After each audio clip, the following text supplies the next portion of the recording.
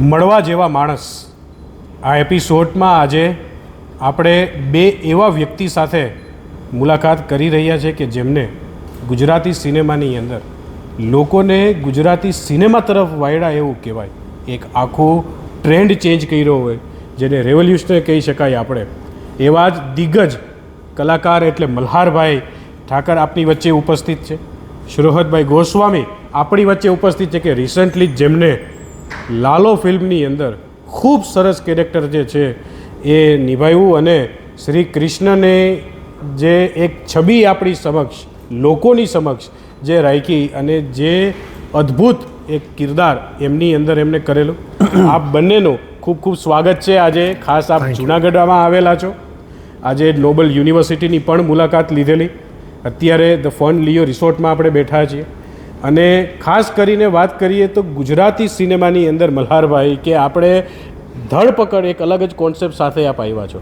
Digital ને cyber ક્રાઇમના કોન્સેપ્ટની સાથે આપ આવ્યા છો.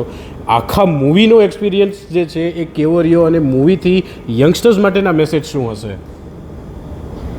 એટલે આ મૂવી બનાવવા પાછળનો હેતુ એ જ હતો, અમારા જે ડિરેક્ટર છે અનિશભાઈ, કે જે તે સમયે જે ડિજિટલ અરેસ્ટના કેસીસ આવ્યા હતા કે લોકોના લાખો રૂપિયા કરોડો રૂપિયા એમને સ્કેમ કરીને લઈ જતા હતા.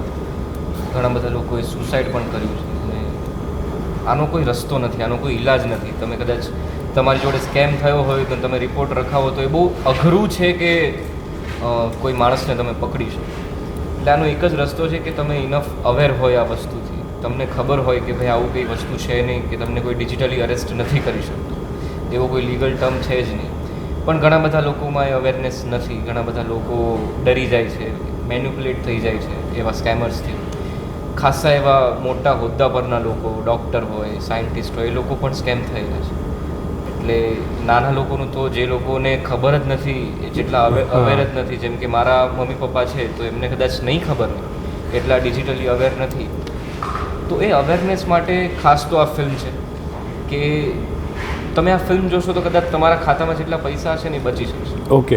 કારણ કે અત્યારના માફિયા છે એ લોકો, સ્કેમર્સ જે છે, અને એનાથી બચીને રહેવું એ બહુ અઘરું છે. અને એનો એક જ રસ્તો છે કે તમને ખાલી ખબર હશે ને કે આવું કંઈ જ પોસિબલ નથી તો તમે બચી જશો. અને કેવું છે પાર્થભાઈ કે દાખલા તરીકે તમને ફોન આવે વિડીયો કોલ પર, કોઈ પોલીસ બોલી રહ્યો છે, તો તમે એકવાર એવો વિચાર કરો કે પોલીસે કેમ આ કોલ કર્યો હશે. બરાબર. અને કદાચ તમારી પાસે એવું નોલેજ ન હોય કે સાલું આ મને કેમ પકડ્યો હશે ને એવું કે તમારા દીકરાનું પાર્સલ પકડાયું છે, તમારી દીકરાની સ્કૂલની બેગમાંથી ડ્રગ્સ પકડાયું છે, અને તમે એકવાર બિલીવ કરી લો કે છોકરો ગયો છે સ્કૂલ પર, આપણને ખબર નથી, અને એ ડરનો એ લોકો દુરુપયોગ કરીને આખી વસ્તુને પ્લાન કરે છે. હવે દાખલા તરીકે એ વખતે તમને કોલ આવ્યો વિડીયો કોલ પર ને એ ડરને તમે જો રિયાલિટીમાં ચેક કરો કે ભાઈ એક મિનિટ એવું છે તો હું જરા ચેક કરી લઉં, અને તમે જો ફોન કટ કરી લો તો યુ આર સેફ. અચ્છા. તો એ જે પહેલા જે મોમેન્ટ આવે છે ને 2, 5, 10, 15 સેકન્ડ મિનિટ એના ઉપરની આ ખેલ છે કે એ લોકો પકડે છે ડરને જ એ લોકો સ્કેમ કરે છે. અને અમારા અનિશ જે ડિરેક્ટર છે, ધરપકડનું જ્યારે રિસર્ચ કરતા ત્યારે એમણે બહુ ખતરનાક રિસર્ચ કર્યું હતું કે એ લોકો દિવસના 100 થી 110 કોલ કરે છે. અને આમાંથી 2 કે 3 જ ક્લિક થાય છે, બાકી તો બધા વેસ્ટ જ જાય છે. પણ એ 2-3 લોકોને એવા હેવી પકડાઈ લે છે કે એનો કોઈ ઉકેલ નથી. એટલે ખૂબ સરસ વાત જે છે અને સમાજને મેસેજ આપવાની વાત છે આ મૂવી થ્રુ. હું એમના ડિરેક્ટરને અને આખી ટીમને પણ અભિનંદન આપીશ કે એક આવો સરસ વિચાર આવ્યો.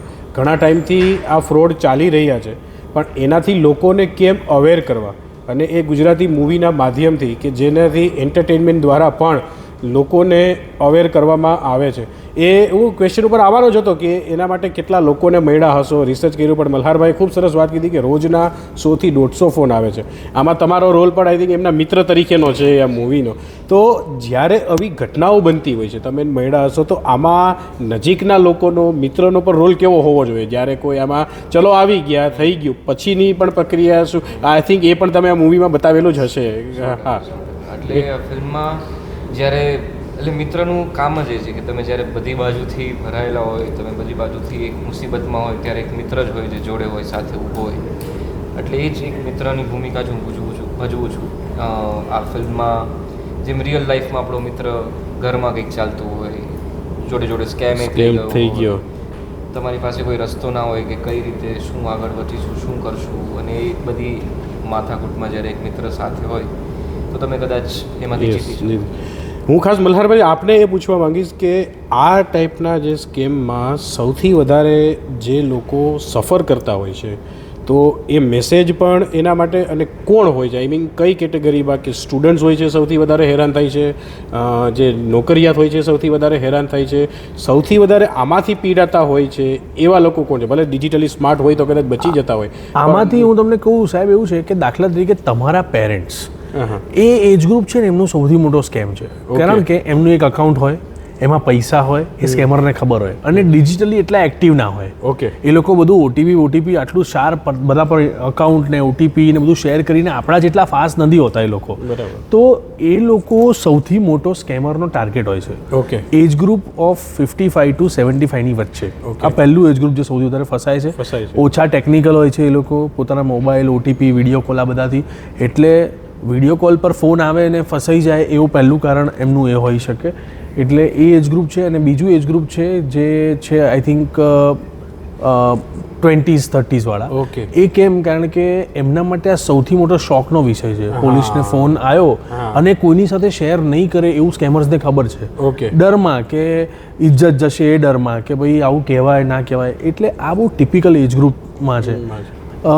એટલે મોબાઈલનો સદુપયોગ અને સાચી જાણકારી મેળવવાની અત્યારે બહુ તાતી જરૂર છે, જે આઈ થિંક આ મૂવીની અંદર આપ મૂવીની અંદર અને ખૂબ સરસ મેસેજ. હું તો જેટલા લોકો વ્યુઅર્સ છે એને કહીશ કે એવું નથી કે ખાલી યંગસ્ટર્સને જ જોવું, એટલે જે વડીલો છે એ પણ આ મૂવી જોવા જાય, એમાંથી પણ એમને પણ અવેરનેસ આવે. કારણ કે આજે સોશિયલ મીડિયામાં ક્યાંય ને ક્યાંય એ લોકો હોય છે, ભલે યંગસ્ટર્સ જેટલા એક્ટિવ ના હોય પણ એ લોકો ક્યાંય ને ક્યાંય યુઝ તો કરતા જ હોય છે.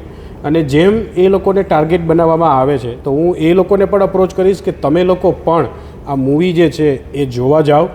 અને એ મૂવીથી તમને પણ જો અવેર આવે, હું આ ધરપકડની ટીમ વતી એવું કહીશ કે આમાંથી કોઈ જો એક પણ જો બચી જાય ને તો એમની જે મહેનત છે આ મૂવી બનાવવાની એ જે છે એ સફળ થશે. યસ. અને ખૂબ ગુજરાતી ફિલ્મ્સ અત્યારે મલ્હારભાઈ લોકો પસંદ કરે છે. તમારી પણ મિત્રતાની જર્ની ઉપરથી છેલ્લા દિવસથી શરૂઆત થયેલી અને લોકોએ ખૂબ પ્રેમ આવ્યો. અત્યારે ગુજરાતી ફિલ્મ ઇન્ડસ્ટ્રી આગળ જઈને હજી પણ કેટલું રિવોલ્યુશન જે છે એ કરી શકશે અને ક્યાં સુધી હજી ગુજરાતી ફિલ્મના એવા એમ્સ છે કે તમે આજે જ આ ઇન્ડસ્ટ્રીમાં એકદમ આમ ઓળગોળ થઈ ગયેલા છો, તો આવનારા દિવસોની અંદર પણ ક્યાં ગુજરાતી ફિલ્મ ઇન્ડસ્ટ્રી જે છે એ જઈને પહોંચશે અને લોકોને હજી કેટલું એન્ટરટેઇન કરશે? ગુજરાતી ફિલ્મ 2025થી બહુ અલગ. અત્યાર સુધીના 10 વર્ષના બી ઘણી બધી ફિલ્મ્સ આવી, પણ છેલ્લું વર્ષ જે 2025ની વાત કરું બહુ ઉત્તમ સાબિત થયું કે જેમાં લગભગ 8 થી 12 ફિલ્મો એવી ચાલી કે જે જેન્યુઅનલી ચાલવી જોઈતી હતી. તો આઈ થિંક ગુજરાતી ફિલ્મનો ટર્નિંગ પોઈન્ટ છેલ્લો દિવસ હોય કે કેવી રીતે જઈશ હોય, પણ સાચો યુટર્ન છે એ આ પ્રોજેક્ટથી, આવા પ્રોજેક્ટ્સથી આવતા હોય છે. એટલે આઈ વુડ સે કે આવનારા સમયમાં ખૂબ બધા લોકો ગુજરાતી ફિલ્મો બનાવી રહ્યા છે, લોકો સુધી પહોંચી રહ્યા છે, નેશનલ એવોર્ડ મળી રહ્યો છે.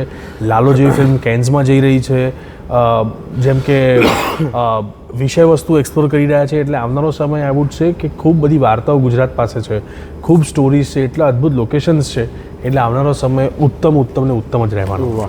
અને ખાસ કરીને શ્રુવતભાઈ આપની પાસે આવું ને વાત કરું કે લાલો મૂવી જે છે ને એ પછી મૂવી નહોતી રહી, એક ફિલિંગ થઈ ગઈ હતી, એક ઇમોશન થઈ ગઈ હતી. એક લોકોને તમે લાલો નથી જોયું, તમે આ ફિલ્મ જોવા નથી ગયા, અને એ જર્નીની મને ખબર છે કે મેં સાંભળેલું છે. કારણ કે એમાં પણ પ્રોડ્યુસરને ઘણા લોકો અમારા કોન્ટેક્ટમાં હતા કે કેવી રીતે કોઈને ખબર ના પડે અને એકદમ સાયલેન્ટલી આપણે કહીએ ને કે વર્ક એટલું સાયલેન્ટલી કરો કે તમારું કામયાબી જે શોર મચાવે, એ વાતને આ મૂવીએ સાબિત કરી. તો હું એમ કહી શકું કે ખરેખર શ્રી કૃષ્ણના 4 હાથ હતા અને એના આશીર્વાદ હતા. પણ આ મૂવીની જર્નીમાંથી હિટ થયું એ બધું તો બરાબર છે, પણ તમે એમાંથી શું શીખવા મળ્યું આખું એના શૂટિંગ દરમિયાન, સ્ટ્રગલના દિવસો શૂટિંગના, અને એ પછી તમને જ્યારે જે ફેમ મળ્યું તો એ કેટલું બધું શું શીખડાવી ગયું આપને? સર ઘણું બધું શીખવાડ્યું છે આ લાલોએ તો. અઢળક વસ્તુઓ, જેમ કે અમે જ્યારે શૂટ કરતા હતા ત્યારે અમે ખાલી શૂટ કરતા હતા. આ ફિલ્મથી અમારું શું થવાનું છે, આ ફિલ્મ ક્યારે રિલીઝ કરીશું, આ ફિલ્મ આટલા લોકો જોશે, આ ફિલ્મમાંથી આટલા પૈસા મળશે, એવું કોઈ જ વિચાર નહોતો અમારા દિમાગમાં. અમે ખાલી એ ટાઈમ પર અમારું કામ કરતા હતા, જે છે શૂટ કરવાનું કામ કરવું. એટલે ખાલી ને ખાલી અમે અમારા કામ પર ફોકસ કર્યું હતું જ્યારે શૂટ ચાલતું. પછી અમને આગળ પાછળ કંઈ ખબર નથી કે આ ફિલ્મનું ભવિષ્ય શું થવાનું છે, કારણ કે અમારી પાસે એટલા ઇનફ ફાઇનાન્શિયલ્સ પણ નહોતા. યસ, ફાઇનાન્સિસ જ નહોતા કે અમે એને વિચારી બી શકીએ કે આનું ફ્યુચર શું હશે. ઓકે. અમારી પાસે દિવસના પૈસા હતા કે ભાઈ આજનો દિવસ નીકળી જશે, ઓકે હવે કાલનું કાલે જોઈશું. એ રીતે મેં આખું શૂટ કર્યું.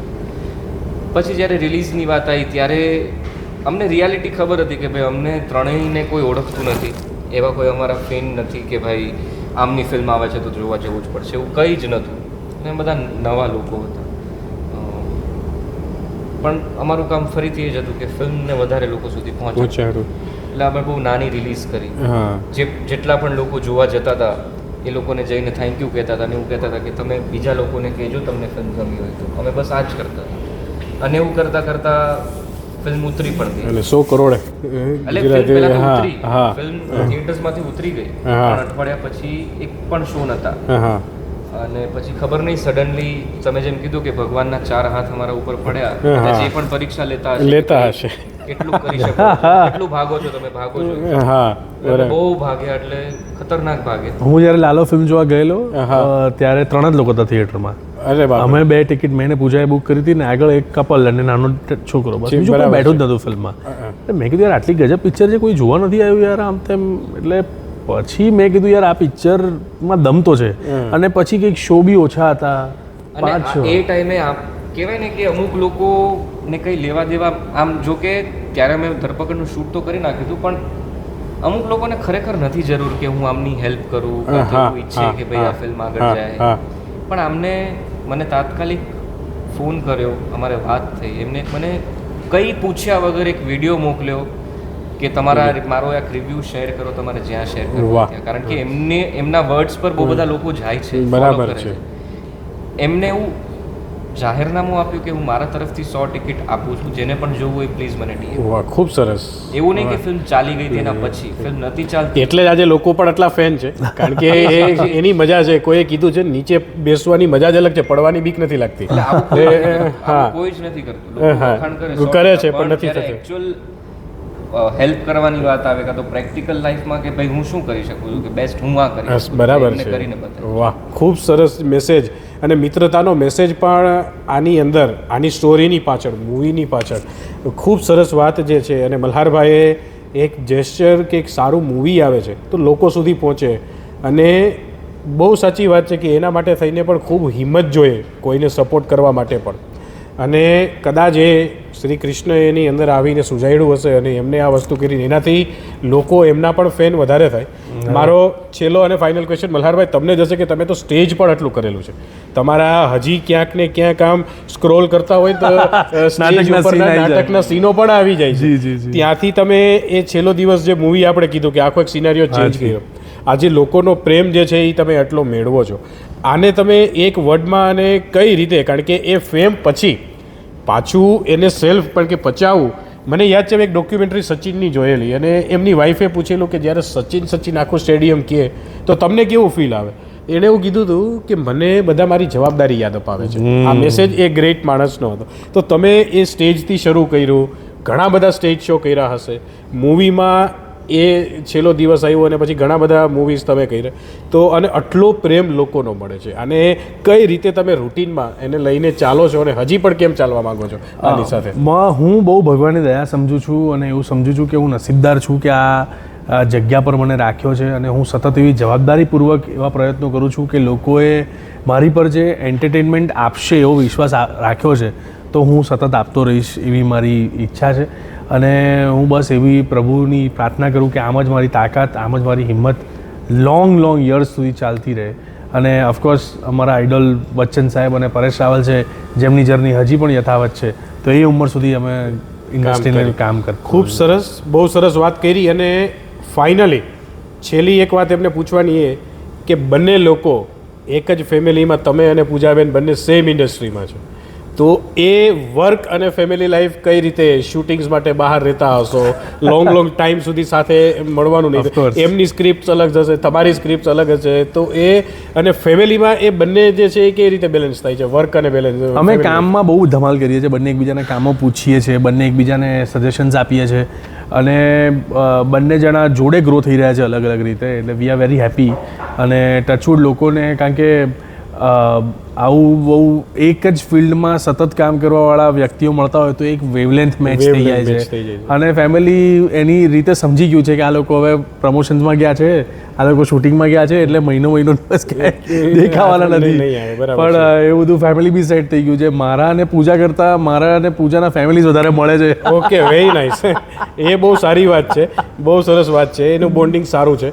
અને ફાઇનલી જુનાગઢમાં મહાદેવની ભૂમિ છે, મા અંબાની ભૂમિ છે અને દત્તની ભૂમિ છે. એમાં આપણે તમને બંનેને ધરપકડ માટે બેસ્ટ વિશીઝ આપીએ. Thank you. આવી જ રીતે તમે જેમ કીધું એમ કામ કરતા રહ્યો અને જેમ શ્રી કૃષ્ણએ કીધું છે કે તું કરતા વો હૈ જો તું ચાહતા હૈ મगर होता वो है जो मैं चाहता हूँ. વાહ, તું वो कर जो मैं चाहता हूँ और होगा वो जो તું ચાહતા હૈ. ક્યા એ વાત. તમને તો અનુભવ થઈ જ ગયો, એ તમે પ્રત્યક્ષ એનો જે છે અનુભવ કર્યો.